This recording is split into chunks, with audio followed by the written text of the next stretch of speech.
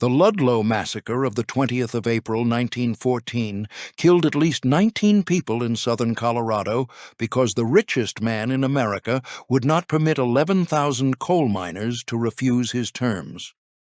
John Davison Rockefeller's Colorado Fuel and Iron Company had built, across 2 counties and 30 camps, one of the most thorough systems of private control in the United States. The miners lived in company houses, spent company scrip at company stores, and answered to company guards whose authority reached the county sheriff and the State House in Denver. When the miners struck in September 1913 and their families moved to tent colonies on leased ground, the company and the state responded as one. 7 months later, the Colorado National Guard set the largest colony alight. Beneath one tent platform, 11 children and 2 women were found in a cellar dug for shelter from gunfire. The killing summoned Rockefeller before Congress. But the system that produced it had been running for a decade, and no one who operated it was ever convicted of a crime. The Colorado Fuel and Iron Company did not begin as a Rockefeller enterprise. It was formed in 1892 from the merger of 2 existing Colorado operations, the Colorado Coal and Iron Company and the Colorado Fuel Company, both built in the 1880s to feed the westward expansion of the American Railroad.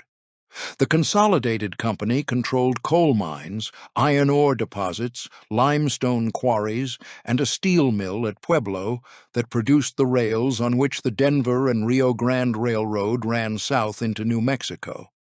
By the turn of the century, Colorado Fuel and Iron was the single largest industrial operation in the Rocky Mountain West, employing more than 15,000 workers across dozens of properties scattered from Trinidad north to the Wyoming border.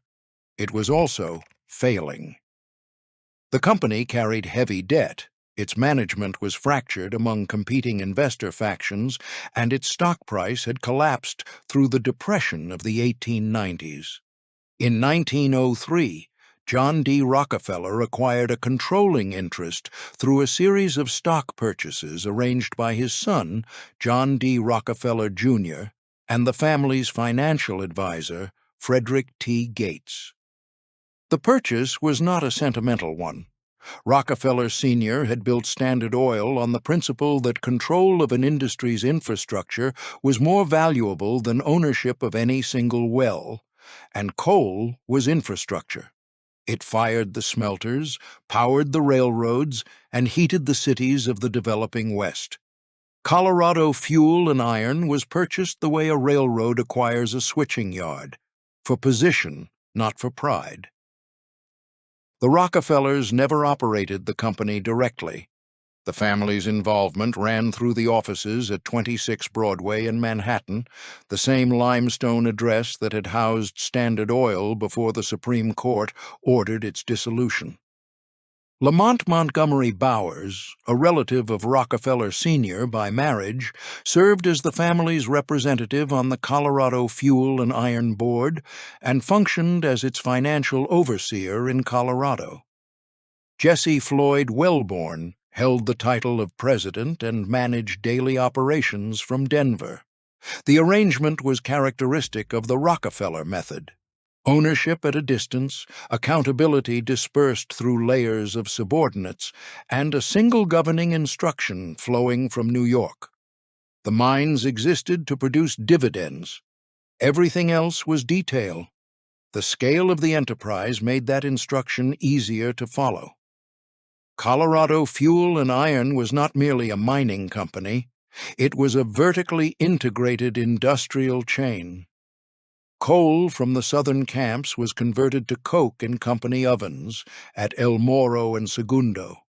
The coke fed the blast furnaces at the Minnequa Steelworks in Pueblo, the largest steel plant west of the Mississippi, where it was forged into rails, wire, pipe, and structural beams for the construction of the western states.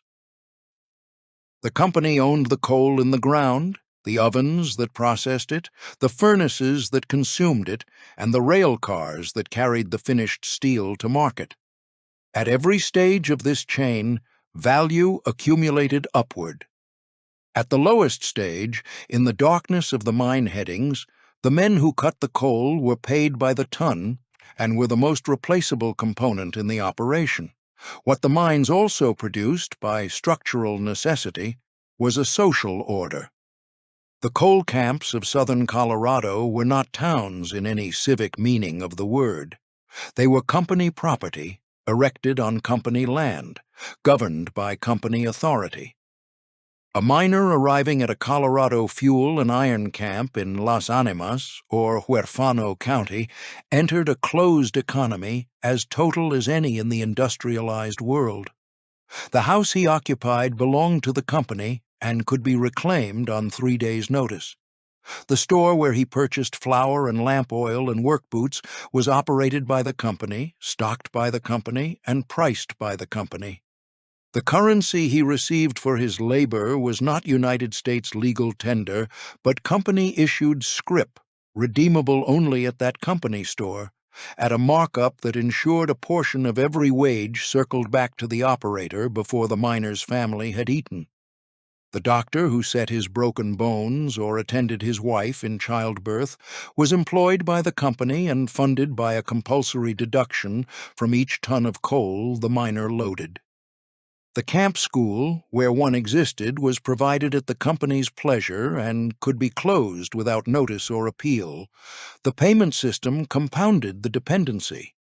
Wages were calculated by the ton of coal loaded, but the tonnage was measured by a company-employed check weighman at the tipple, and the miner had no independent right to witness or contest the weighing. A car that a miner believed held 2,000 pounds might be recorded at 1,500. The discrepancy was unverifiable and beyond appeal. Worse still, a significant portion of the miner's daily labor went entirely uncompensated. The hours spent timbering the roof, laying rail, and clearing rock to reach the coal seam were classified as dead work and carried no wage at all. A man might labor underground for 10 hours and be paid for the output of 5. The system extended beyond commerce into governance. In Huerfano County, the political machinery answered to the coal operators with the same directness that the company store answered to the mine superintendent. Jeff Farr, who held the office of sheriff for the better part of 2 decades, functioned as the operator's enforcer. His deputies were drawn from company payrolls and carried both a county badge and a company loyalty that did not conflict, because in Huerfano County the 2 authorities were the same authority. Elections in the coal counties were managed events. The operators influenced which candidates appeared on the ballot, and the miners, many of whom were recent immigrants with limited English and no access to independent information, voted as instructed or not at all. The United States Commission on Industrial Relations would later describe the political arrangement in these counties as an industrial feudalism in which the coal operators exercised powers of governance that properly belonged to the state. The geography of the coal fields reinforced the architecture of control. The mining camps sat in narrow canyons along the eastern foothills of the Sangre de Cristo Mountains, connected to the outside world by rail lines and wagon roads that the company could watch or shut. A Union organizer approaching a camp on foot could be intercepted at the canyon mouth by an armed company guard. A sympathetic merchant attempting to establish an independent store near company property could be denied land or driven out. A miner who protested short waiting at the coal scales or complained about the absence of ventilation in the headings could be dismissed and blacklisted across every operator in the district. Because his house belonged to the company, dismissal meant eviction. The camps were designed, whether by conscious blueprint or by the accumulated logic of total ownership, to make independence impossible and departure the only available form of dissent. The Rockefellers understood the system in the abstract. Bowers reported regularly to 26 Broadway on production tonnages, dividend yields, and the cost of labor per ton of coal extracted. He did not report on the rate at which miners were dying underground. Colorado's coal mine fatality rate was the highest in the nation, more than double the average for American coal operations, a figure driven by neglected ventilation, absent rock dusting, sealed emergency exits, and the operator's refusal to employ the safety measures that Pennsylvania and West Virginia mines had adopted years earlier. Bowers did not report on the 13-hour shifts worked by breaker boys as young as 10 who sorted coal by hand in sheds above the tipple.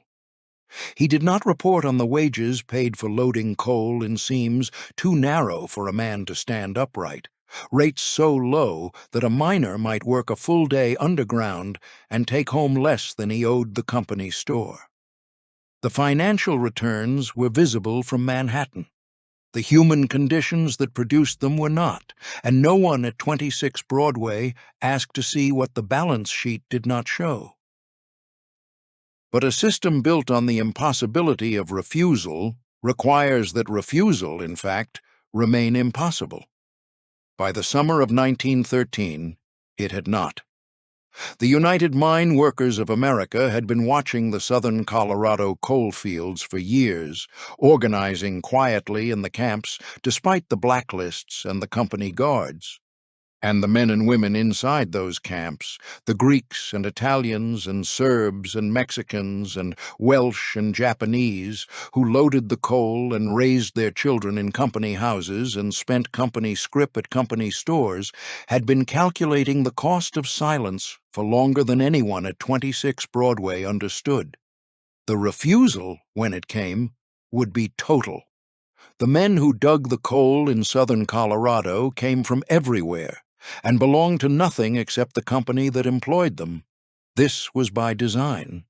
The operators recruited deliberately across nationalities, hiring Greeks from Crete and the Peloponnese, Italians from Calabria and Sicily, Serbs and Montenegrins from the Balkans, Mexicans who had crossed the border at El Paso and Trinidad, Welsh and English miners who had worked the pits of Glamorgan and Durham, Japanese laborers who had come east from the railroad camps of the Pacific Coast, and African Americans who had migrated west from Alabama and Tennessee. The ethnic variety was not an expression of democratic principle. It was a management strategy. Workers who could not speak to one another could not organize against the operator who employed them all. The camps carried this division into their physical arrangement. Families were grouped by nationality, and the groupings functioned as barriers. A Greek miner at the Bearwind Camp in Las Animas County might share a canyon with Italian families, Mexican families, and a handful of Welsh shot-firers, and communicate with none of them beyond the gestures required to load coal and stay alive underground. The operators understood that solidarity required language, and they built their labor force to prevent it. Foremen were selected from English-speaking nationalities and given authority over the non-English-speaking crews beneath them. The boarding boss, a company-appointed figure in each ethnic section, controlled the distribution of housing, collected rent, and served as both landlord and informant. The women of the camps inhabited a parallel confinement. A miner's wife cooked, washed, and raised children in a two-room company house built of rough-sawn lumber and tar paper, heated by a coal stove, fueled with coal purchased from the company store. Water came from a company well. Medical attention, when available, required a walk to the company physician's office, where the visit was charged against a mandatory payroll deduction, whether the physician was competent or negligent. Children grew up in the canyon shade, attending company schools when the company chose to operate them, and entering the breaker houses or the mine portals by 14. For the families, the camp was the entirety of the world the company permitted them to see. The work itself was measured in darkness. A miner entered the portal before dawn and did not see daylight again until evening. The coal seams in the southern Colorado fields ran narrow, sometimes less than 4 feet from floor to ceiling, and the miners worked on their knees or their stomachs in passages illuminated by the open flame of a cap lamp. The air was thick with coal dust. Ventilation, where it existed at all, was provided by a single fan at the mine mouth, whose current diminished to nothing in the deeper headings.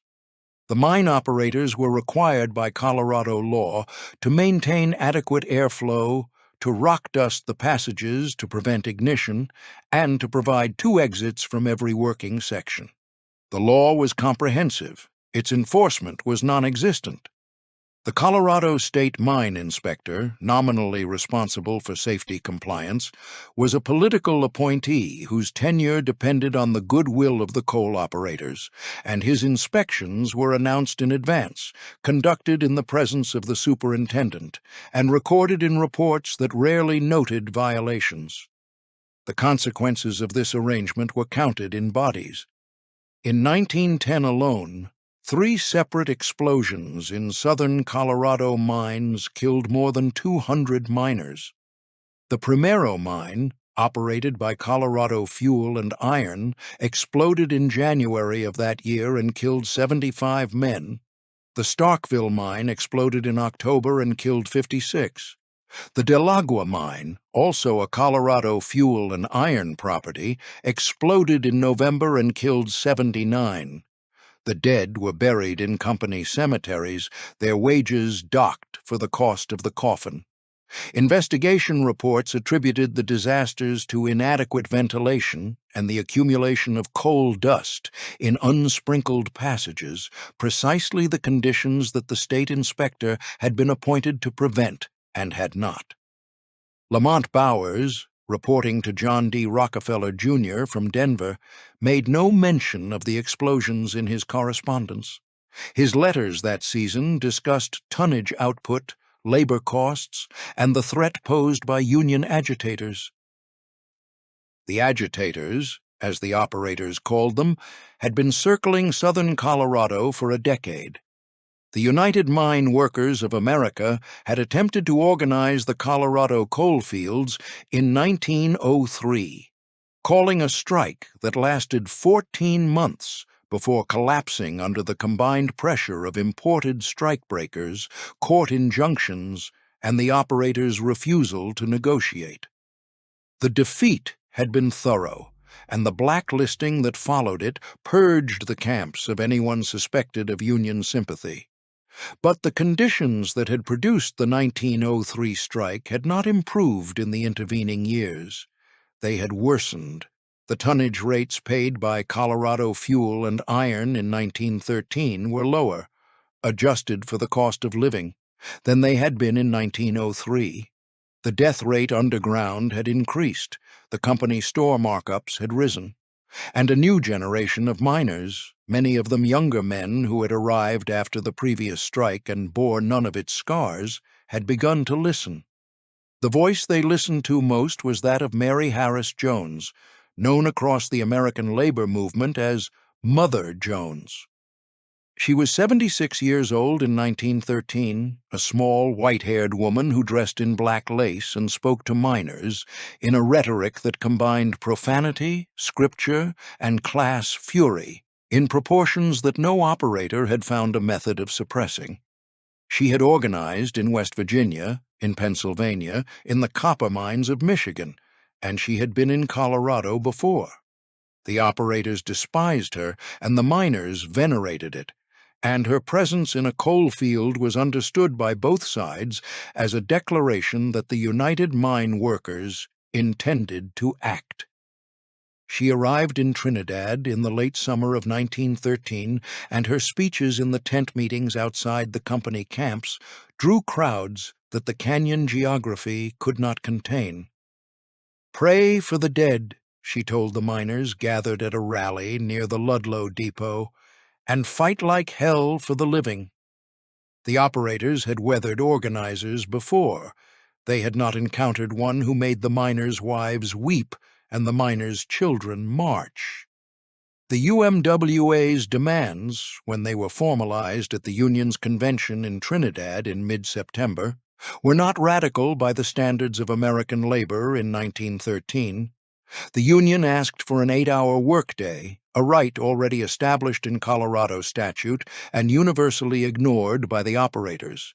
It asked for payment in lawful United States currency rather than company scrip. It asked for the right of miners to trade at independent stores and to choose their own physicians. It asked for the right to elect an independent check weighman to verify the tonnage on which their wages depended. It asked for enforcement of the ventilation, rock dusting, and safety laws already printed in the Colorado Mining Code. And it asked for recognition of the Union as the miners' bargaining representative, the one demand that the operators would not discuss under any conditions, because recognition would mean the end of the closed system on which the entire apparatus of control depended. The operators' response to these demands, delivered through Jesse Wellborn from the Colorado Fuel and Iron offices in Denver, was a single word. The word was no. Every demand was refused. Every channel of negotiation was closed. The operators informed Governor Elias Ammons that they would sooner shut every mine in the state than permit Union recognition, and they instructed their superintendents to prepare for the eviction of any miner who honored a strike call. On the 23rd of September 1913, the United Mine Workers of America called a general strike in the southern Colorado coalfields. 11,000 miners walked out. The operators began the evictions the same day. The evictions began in rain. On the morning of the 23rd of September, 1913, as the strike call took effect across the southern Colorado coalfields, company agents arrived at the mine camps with wagons and armed guards and instructed the families to vacate their company houses by nightfall. The miners had anticipated the order. The United Mine Workers had spent weeks preparing for precisely this contingency, leasing parcels of land at the mouths of the major canyons along the rail corridor between Trinidad and Walsenburg, and stockpiling tents, lumber, bedding, and food supplies. When the families were loaded onto wagons with their furniture and clothing and cooking pots, they were driven not to the open prairie, but to organized colonies erected on ground the company did not own and could not immediately seize. The largest of these colonies rose at Ludlow, a rail siding 18 miles north of Trinidad on the Colorado and Southern Line, situated on a flat stretch of high prairie between the foothills of the Sangre de Cristo Range and the low ridgeline to the east. The site had been chosen for its proximity to the largest cluster of striking mines and for its visibility from the railroad, which ensured that every train passing through southern Colorado carried its passengers past the evidence of the strike. By the end of September, the Ludlow colony held approximately 1,200 people in 200 tents, arranged in a rough grid along the rail right-of-way. The UMWA had organized the settlement with a deliberation that reflected years of institutional experience in strike management. Each tent housed a family or a group of single men. Sanitary trenches were dug. A communal well was sunk. A large tent served as a meeting hall, and a smaller one was designated for use as a school. 11 other tent colonies dotted the southern Colorado coal fields that autumn, from Aguilar to Forbes to Sopri, but Ludlow was the center. It was the largest, the most visible, and the most ethnically diverse, housing Greek, Italian, Serbian, Mexican, Welsh, and African-American families in a proximity that the operator's ethnic management strategy had been specifically designed to prevent. The colony was, in its accidental architecture, a refutation of the principle on which the company camps had been built. The languages mixed, the children played together, The women cooked across ethnic lines, and Louis Tikas, a Greek immigrant who had come to Colorado to work the mines and who now served as the colony's unofficial leader, negotiated daily with both the Union hierarchy in Trinidad and the military officers who would soon arrive to watch them all. The operators had not expected the strike to hold. Colorado Fuel and Iron and the smaller companies that operated in the southern fields had defeated the 1903 strike through a combination of strikebreakers, injunctions, and financial attrition, and they anticipated the same result. Jesse Wellborn, from the Denver offices, issued a public statement declaring that the company would never recognize the union under any circumstances and instructed the mine superintendents to begin importing replacement workers. The Baldwin Felts Detective Agency, a private security firm based in Roanoke, Virginia, with offices in Bluefield, West Virginia, and long experience in labor suppression across the Appalachian coal fields, was contracted to provide armed guards for the mine properties and to conduct surveillance on the tent colonies. Baldwin Felts operatives arrived in Trinidad within days of the strike call, carrying rifles, sidearms, and a reputation earned in the West Virginia mine wars of 1912 and 1913. They brought with them an armored automobile mounted with a Colt machine gun, a vehicle the miners would come to call the Death Special. The violence began almost immediately. On the 17th of October, Baldwin Felts agents driving the armored car opened fire on the tent colony at Forbes, spraying the canvas settlement with machine gun rounds. One man was killed. The attack was conducted in daylight, and the operators made no public effort to explain or disavow it.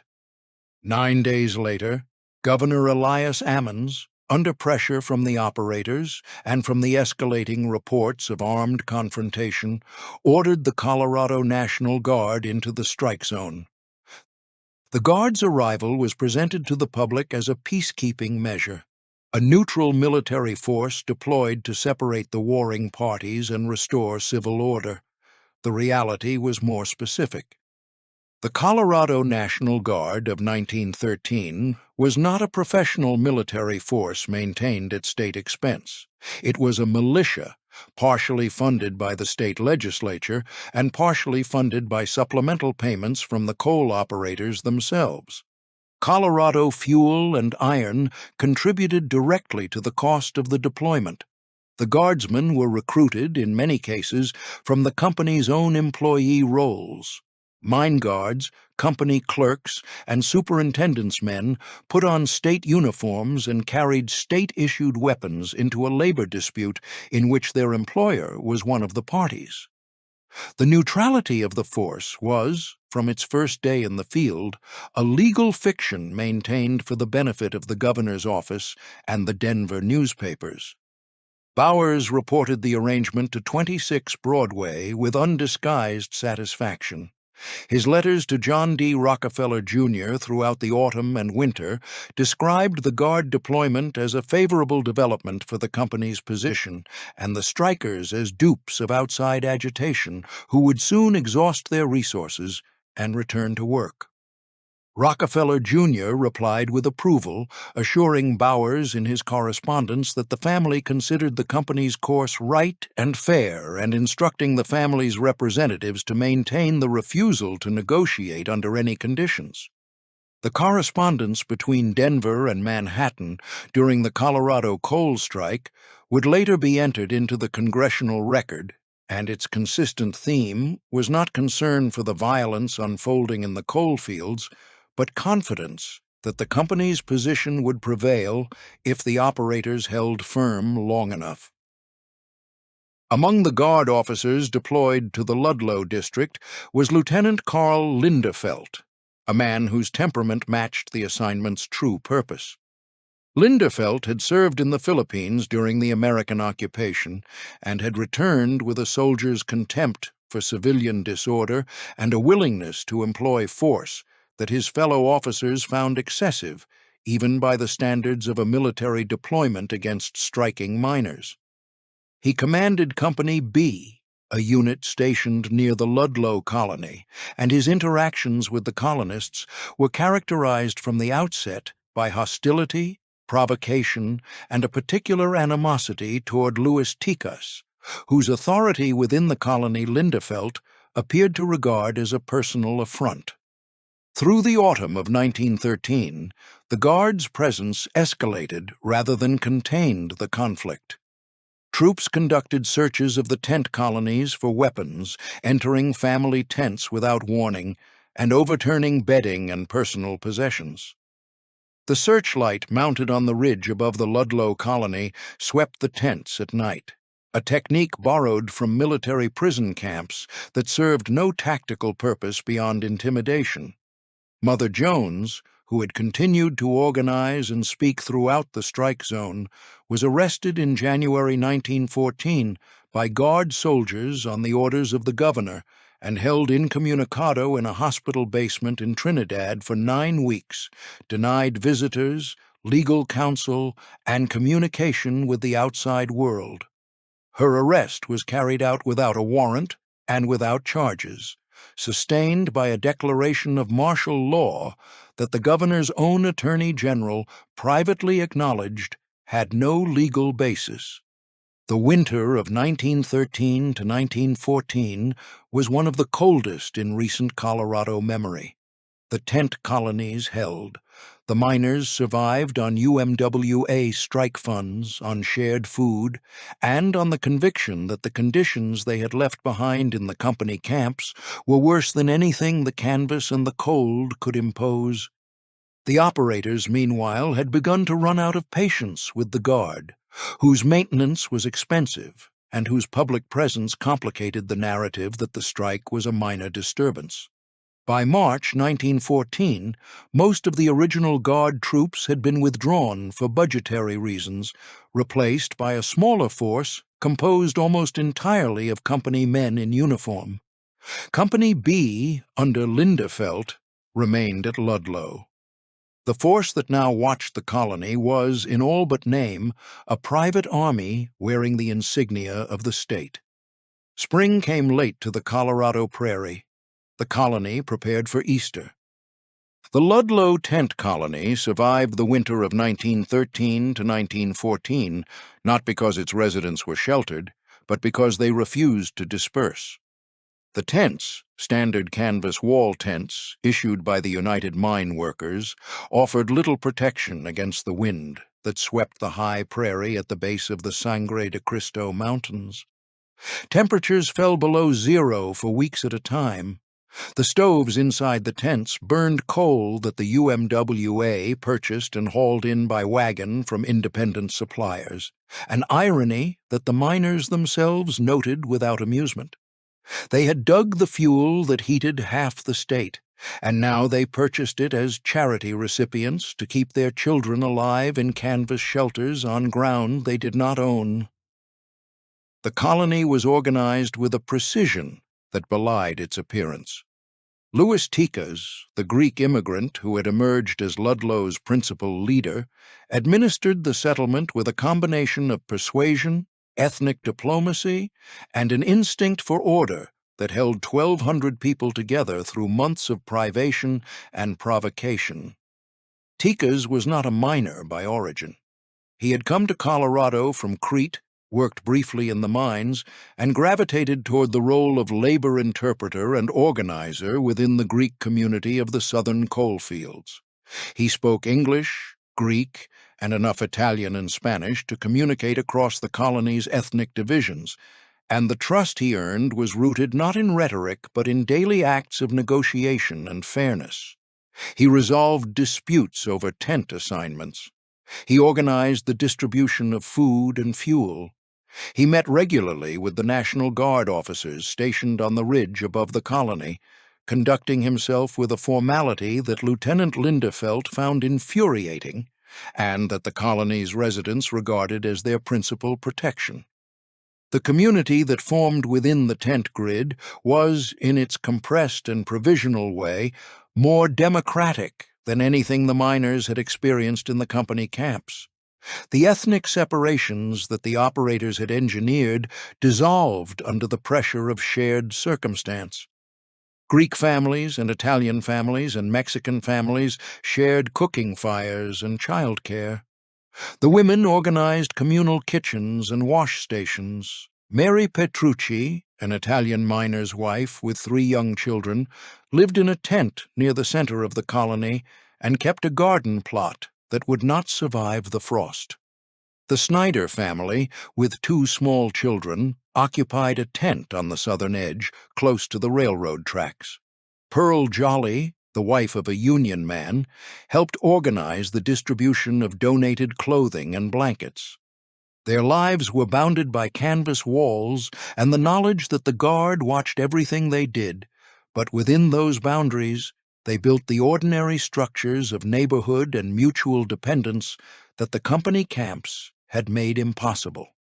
Education operated in one of the larger tents, taught by a volunteer teacher, attended by children who spoke half a dozen languages and who played baseball on a diamond scratched into the dirt between the tent rows when the weather permitted. Dances were held on Saturday evenings, fostering unity among the families.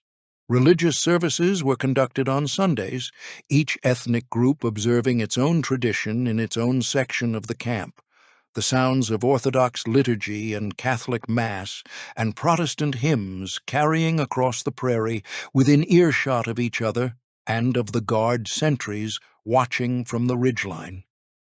Tikas, asked by a Trinidad newspaper reporter why the colonists refused to return to the company camps despite the hardships, answered simply, "We would rather live in tents and be free," he said, "than live in the finest house in the camp and be slaves." The guard's presence was constant and deliberately oppressive. The searchlight mounted on Water Tank Hill swept the colony at irregular intervals through the night, illuminating the tent interiors and waking the children. The armored car patrolled the perimeter road. Guard soldiers rode on horseback through the colony's streets with no stated purpose other than demonstration. Lindefeld's Company B, stationed less than a mile from the colony at a fortified position near the railroad depot, conducted periodic arms searches that required families to vacate their tents, while soldiers overturned mattresses, opened trunks, and confiscated tools that might serve as weapons. The searches found little. The miners possessed rifles, many of them purchased legally before the strike, and they kept them hidden in places the searches did not reach. Both sides understood that the colony was armed and that the guard was armed with heavier weapons, and both sides understood that the restraint holding the arrangement together was not legal authority, but the calculation that the first party to initiate sustained violence would forfeit the sympathy of the public and the intervention of the federal government. Through the winter and into the early spring of 1914, the colony endured a pattern of escalation that neither the UMWA leadership nor the Guard Command appeared capable of halting. Shots were exchanged between colony sentries and Guard patrols at night. A striker was killed by a Guard sniper in February. A replacement worker was killed by a rifle shot from the hills near one of the smaller colonies. Governor Ammons in Denver received daily reports from both sides and issued statements calling for restraint while authorizing the continued deployment of a force whose composition made restraint structurally impossible. Bowers, from the Colorado Fuel and Iron offices, continued to assure 26 Broadway that the strike was weakening, that the tent colonies would collapse with the spring, and that the company's refusal to negotiate was producing the desired effect. The families in the tents drew a different conclusion from the evidence available to them. The women, in particular, had begun to prepare for the possibility that the Guard's escalation would reach its logical conclusion. Several families dug shallow pits beneath the wooden platforms on which their tents were erected, hollowing out spaces just deep enough for a woman and her children to lie flat beneath the tent floor. The cellars were crude, no more than 3 feet deep in most cases, shored with scrap lumber and covered by the tent platform above. They were designed to provide protection from rifle and machine gun fire during a sustained attack, and their construction reflected a specific and informed assessment of what the colony's residents believed was coming. The women who dug them knew what machine gun fire sounded like. They had heard the death special at Forbes. They had listened to the Colt gun on the ridge being test-fired in the early mornings. The cellars were not an act of panic. They were an act of engineering, performed by women who had measured the threat and built what they could with the materials at hand. By April of 1914, the situation at Ludlow had acquired the compressed stillness of a structure bearing more weight than it was designed to hold. The original guard troops, those who had arrived with at least a nominal commitment to state authority, had been largely withdrawn for budgetary reasons. The force that remained at Ludlow was Company B, Linderfelt's unit, augmented by a detachment of mounted troops and a machine gun crew. The men in these units were, overwhelmingly, former mine guards and company employees who had enlisted in the Guard at their employers' encouragement. They wore the uniform of the state of Colorado. They drew supplemental pay from Colorado Fuel and Iron. And they regarded the tent colony not as a civilian settlement to be policed, but as an enemy position to be reduced. The 19th of April, 1914, was Greek Easter, and Louis Tikas had organized a celebration for the colony's Greek families. The holiday gave the camp a rare atmosphere of warmth. There were picnics, dancing, and a baseball game. Children wore their best clothing. The colony slept late on the morning of April 20th. When the camp stirred to life beneath the spring sun, the machine gun crew of Company B watched from the ridgeline above. What followed would last 14 hours. The first shots were fired at approximately 9:30 in the morning. The accounts of how the engagement began would be disputed for decades, the Guard claiming that the miners fired first from positions in the arroyos east of the colony, the miners and their families insisting that the machine gun on Watertank Hill opened without provocation. What is not disputed is the sequence that followed. Within minutes of the first exchange, the machine gun crew on the ridge began sustained fire into the tent colony, and the guardsmen of Company B advanced from their positions near the railroad depot toward the settlement's southern perimeter. Louis Tikas acted immediately. He organized the armed miners into defensive positions along a railroad cut and in the dry arroyos that flanked the colony, where the shallow terrain offered some cover from the machine gun fire sweeping the camp from above. At the same time, he directed the women and children to take shelter. Some families ran north across the open prairie, carrying infants and pulling older children by the hand, making for the steel bridge over a nearby arroyo, or for the Black Hills to the east. Others retreated into the cellars beneath their tent platforms, the shallow pits they had dug during the winter months for precisely this moment. The women pulled mattresses and blankets over their children and lay flat in the darkness beneath the wooden floors, while the machine gun rounds tore through the canvas walls above them. The battle, if the engagement between a machine gun emplacement and a tent colony deserves that word, lasted the entire day. The Guard maintained fire from the ridgeline throughout the morning and into the afternoon. The miners in the arroyos returned fire with rifles, pinning down portions of the Guard advance, but unable to silence the machine gun above. The exchange was sustained and methodical. The sound of the Colt gun carried for miles across the open prairie. Tikas moved between the defensive positions and the colony throughout the morning, coordinating the armed defense and attempting to manage the evacuation of families who had not yet reached shelter. He was seen carrying children. He was seen running across open ground under fire. He was seen standing upright in the midst of the shooting, shouting instructions in Greek and English and gesturing toward the arroyos where the women and children were hiding. By early afternoon, the Guard had advanced close enough to the colony's perimeter to begin the action that would define the day in American memory. The tents were set alight. The fires began on the colony's southern edge and moved north, tent by tent, as guardsmen advanced through the settlement with torches and with bundles of kerosene-soaked rags. The question of whether the fires were set deliberately or were the accidental result of overturned stoves, as the Guard would later claim, was answered by the pattern of the burning. The fires moved in a line. They started at the edge nearest the Guard positions and progressed inward. Multiple witnesses, including a railroad telegrapher observing from the depot, reported seeing guardsmen apply torches to tent after tent in methodical sequence. The camp did not catch fire. It was burned. As the flames moved north through the colony, the scene fractured into separate catastrophes. Families who had sheltered in tents on the colony's northern edge scrambled to gather belongings and flee before the fire line reached them. Women carrying infants stumbled through smoke and gunfire toward the railroad cut, where miners with rifles provided covering fire from behind the steel rails.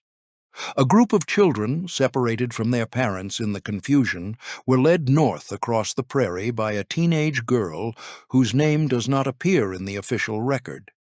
Some families had fled early in the morning when the first shots were fired and had already reached the Black Hills or the sheltering arroyo beneath the steel bridge a mile to the north. Others had remained in their tents through the morning's gunfire, believing the cellars would protect them, and emerged into the smoke of the afternoon only when the heat above became unbearable. Those who made it out joined the stream of refugees moving away from the colony across open ground.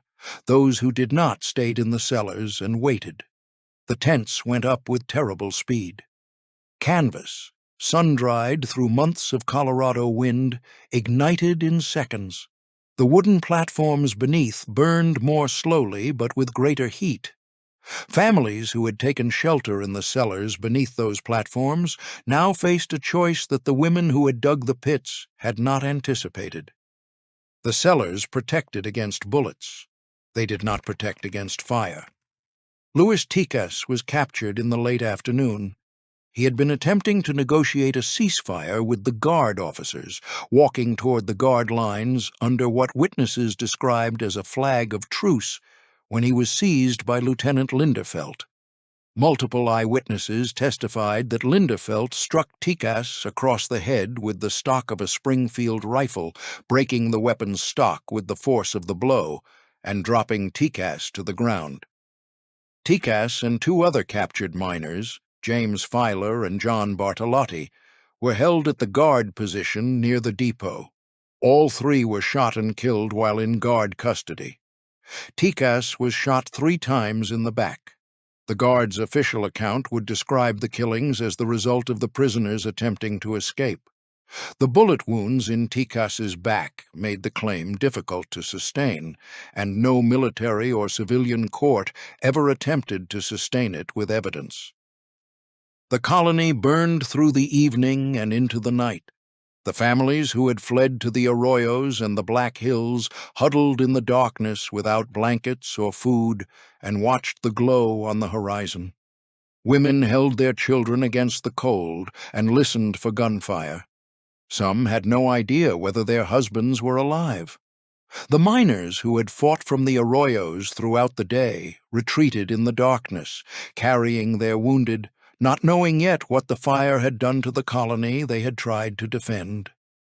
By morning, the settlement that had held 1,200 people was a field of ash, charred timber, and twisted metal bed frames standing upright in the ruins like grave markers. It was in the morning that the bodies were found.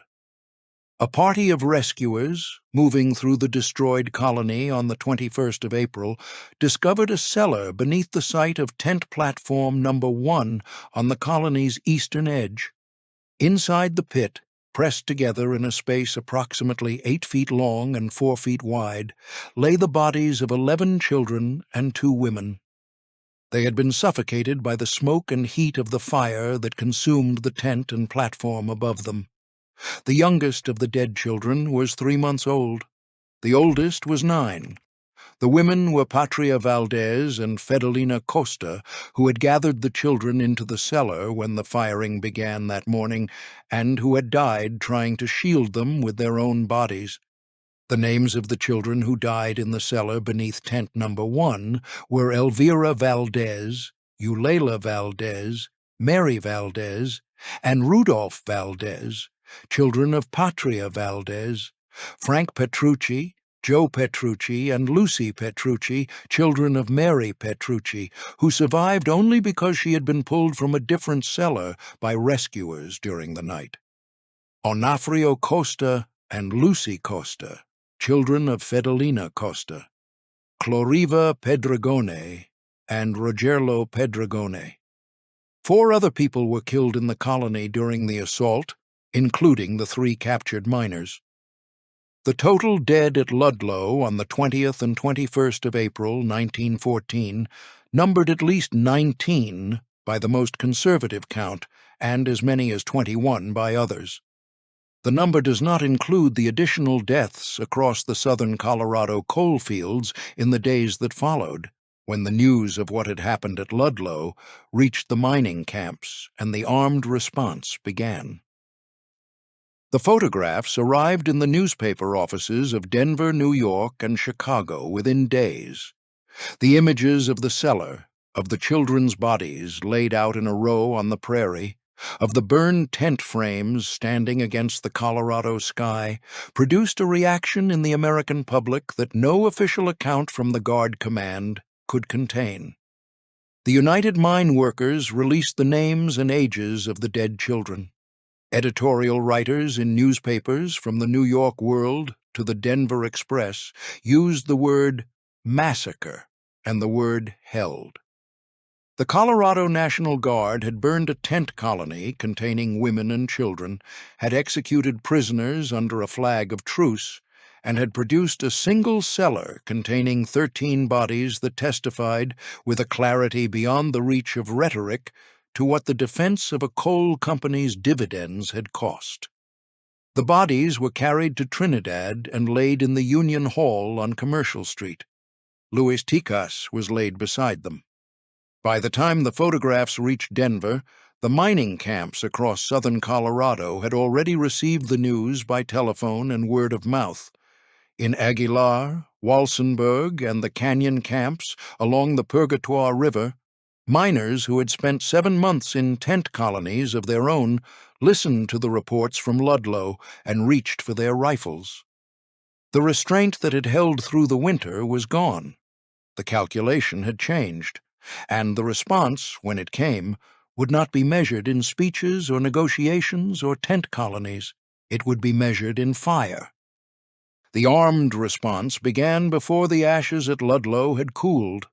On the 22nd of April, 1914, miners from camps across southern Colorado seized rifles from Union arsenals and private stocks and marched on the mine properties that the Colorado Fuel and Iron Company and the smaller operators had continued to work with replacement labor throughout the strike.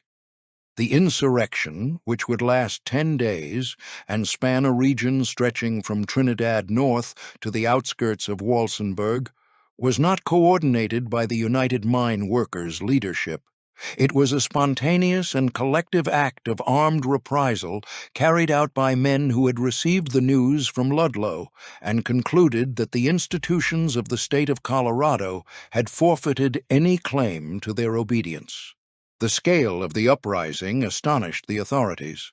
An estimated 1,000 armed miners attacked mine properties across Las Animas and Huerfano counties, destroying tipples, burning company offices, and engaging in firefights with mine guards and the remaining National Guard units.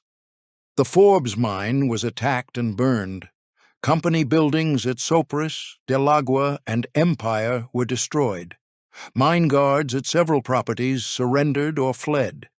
The miners cut telegraph and telephone lines, blocked railroad tracks, and established armed perimeters around the properties they had seized. At the mine at Empire, guardsmen and mine guards were pinned down for 2 days before retreating. Near Aguilar, a detachment of guard cavalry, attempting to relieve a besieged mine property, was turned back by rifle fire from entrenched miners holding the high ground above the canyon road.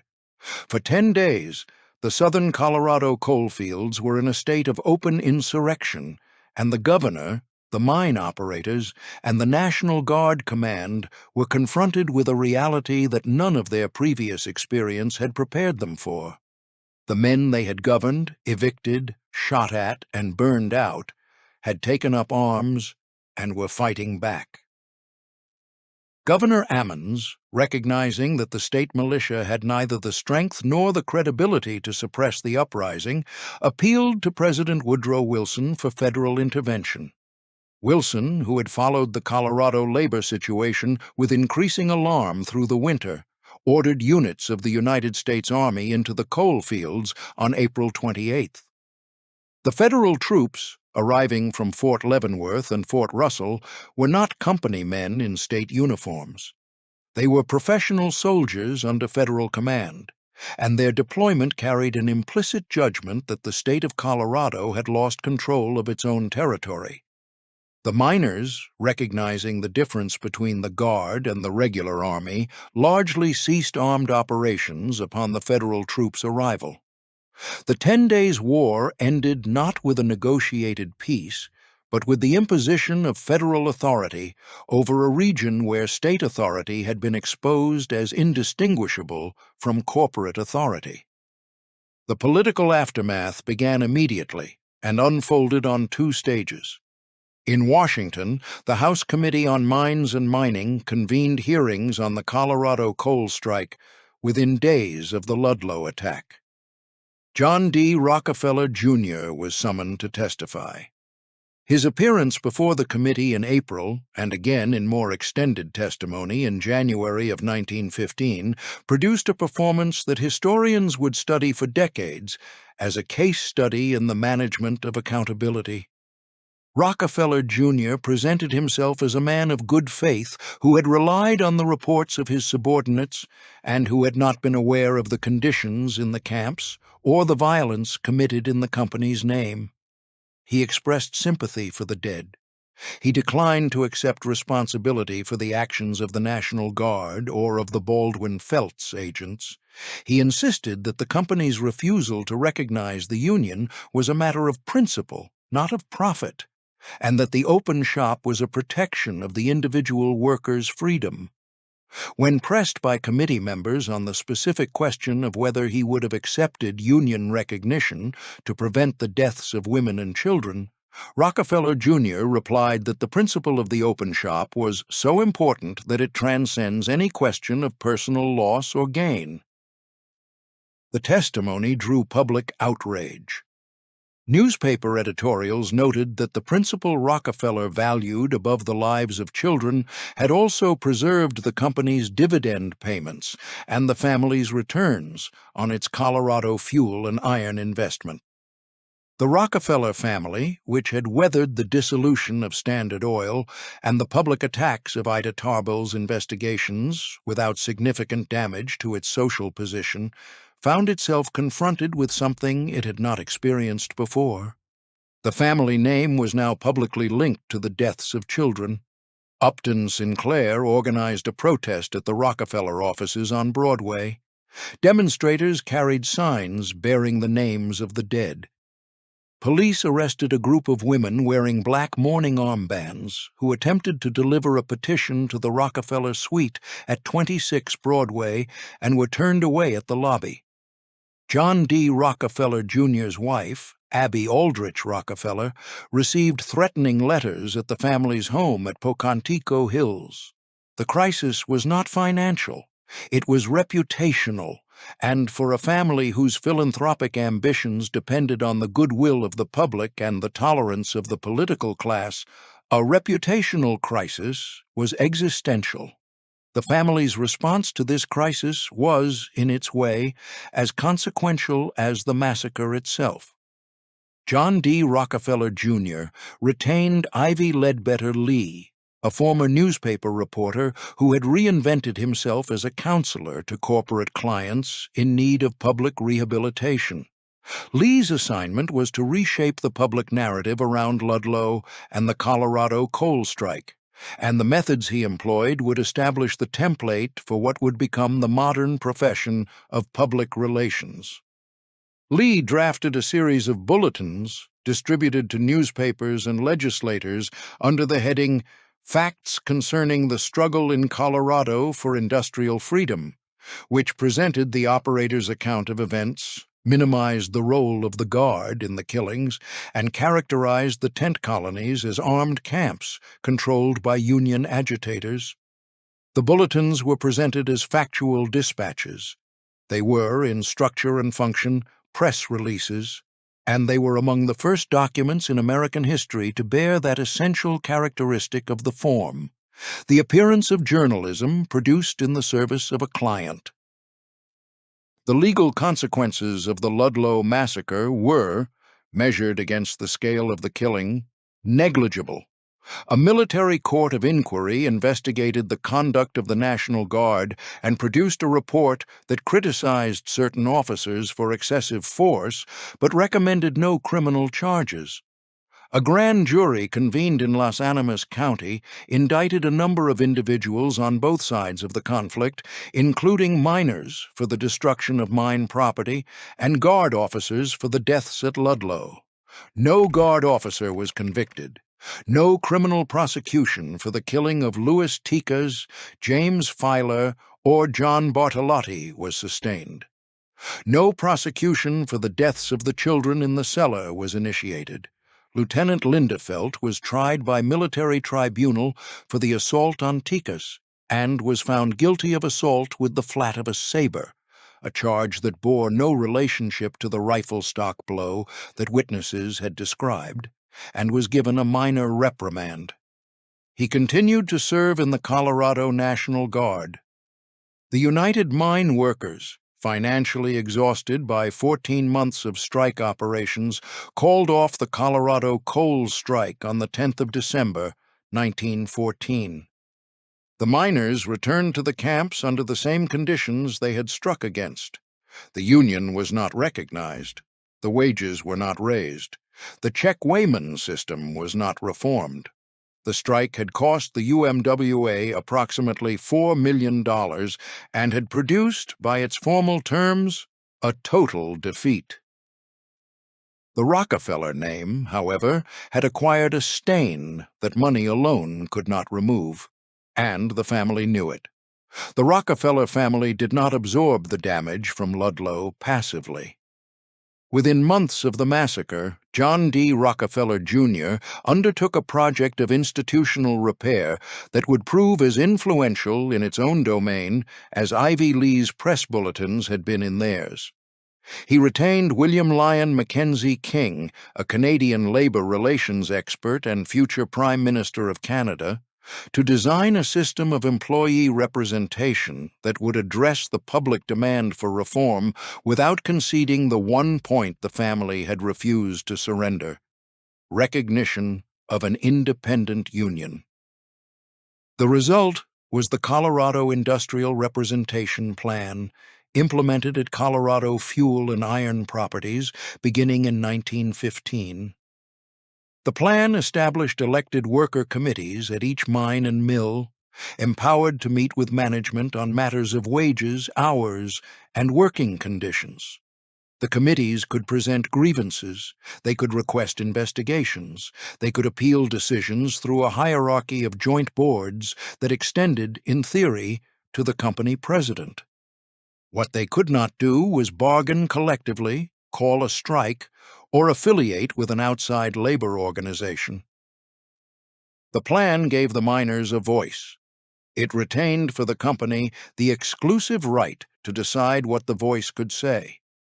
Rockefeller Jr. traveled to Colorado personally in the autumn of 1915 to introduce the plan. The visit was itself a production choreographed by Ivy Lee and designed to present the heir to the Standard Oil fortune as a man of humility and common purpose. Rockefeller toured the mines. He descended into the headings in mining clothes.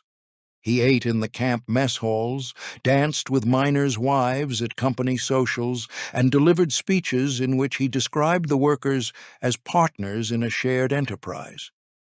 The performance was effective.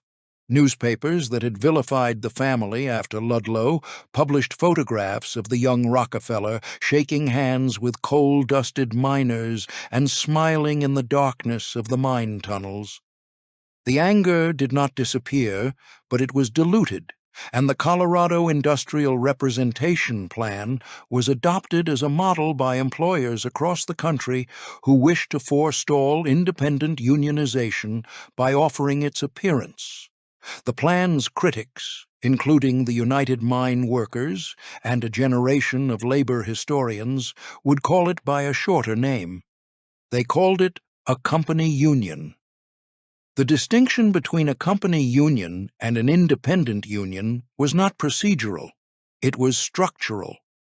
An independent union drew its authority from the workers who paid its dues and elected its officers, and it possessed the power to withdraw their labor if negotiations failed.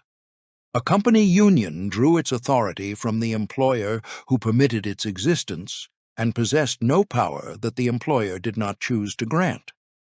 The Colorado Industrial Representation Plan was the prototype of this form, and its influence extended far beyond the coal fields.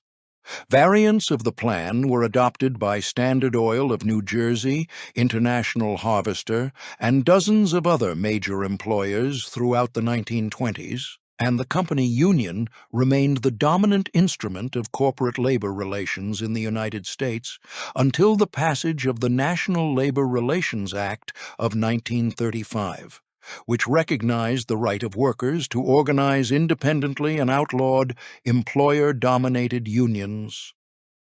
The Wagner Act, as the 1935 legislation was known, did not mention Ludlow by name.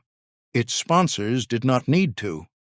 The 21 years between the burning of the tent colony and the passage of the law had been shaped, at every stage, by the memory of what unchecked industrial power had produced when no legal framework existed to restrain it. The act did not emerge from Ludlow alone. It emerged from a generation of labor conflict, from the steel strike of 1919 to the textile wars of the early 1930s. But Ludlow was the image that persisted, the cellar beneath the tent, the 11 children, the 2 women who had tried to shield them. Colorado Fuel and Iron survived the strike, the massacre, and the public reckoning. The Minnequa Steel Works in Pueblo continued to operate through both World Wars and into the 1960s, producing the structural steel and rail that built the infrastructure of the modern West. The company passed through successive ownership changes, was acquired by Charles Allen and the Crane family interests, reorganized as CF&I Steel, and eventually sold to Oregon Steel Mills in 1993. The Pueblo mill, reduced from its peak workforce of 10,000 to a fraction of that number, continued intermittent operations into the 21st century.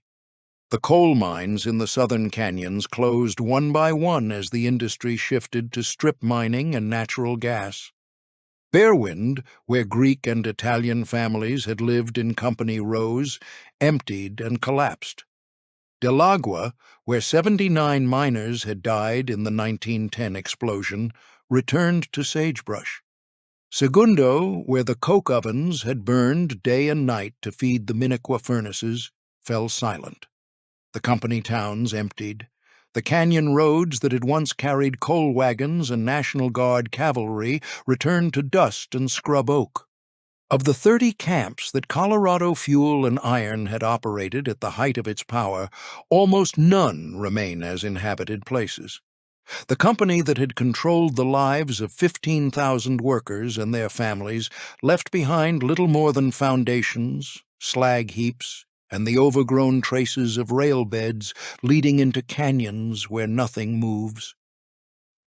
Mary Petrucci, whose 3 children died in the cellar beneath tent number 1, survived the massacre and lived into old age. She never returned to the Ludlow site.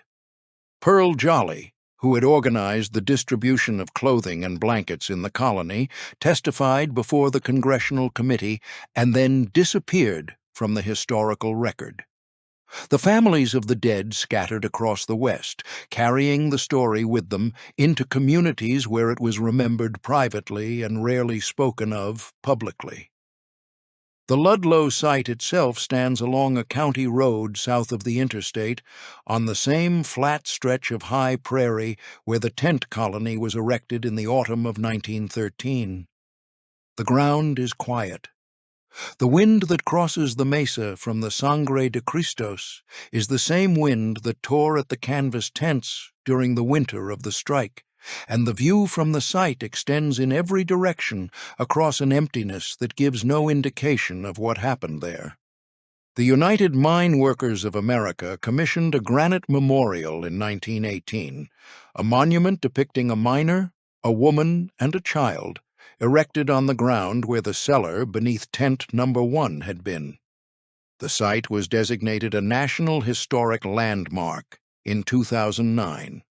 The monument is maintained by the UMWA, and every June a gathering is held at the site, attended by union members, historians, and descendants of the miners who lived and died in the colony. The names of the dead are read aloud. The names of the children are read last. The Ludlow Massacre occupies a position in American labor history that is both central and strangely peripheral. It is invoked in labor studies courses and in the rhetoric of union organizers. It appears in the footnotes of legislative histories and in the opening pages of books about the Gilded Age and its consequences. It is not, despite the scale of its violence and the clarity of its moral architecture, widely known to the general public. The Rockefeller name survived it. The family's philanthropic apparatus, built in part to repair the reputational damage that Ludlow inflicted, grew into one of the largest charitable enterprises in American history. The Rockefeller Foundation, the University of Chicago, Rockefeller Center, the restoration of colonial Williamsburg, all of these institutions bear the family name and carry the accumulated goodwill of a century of giving. The cellar at Ludlow does not appear in the Foundation's literature. The 11 children do not appear in the family's official history. But the ground remembers.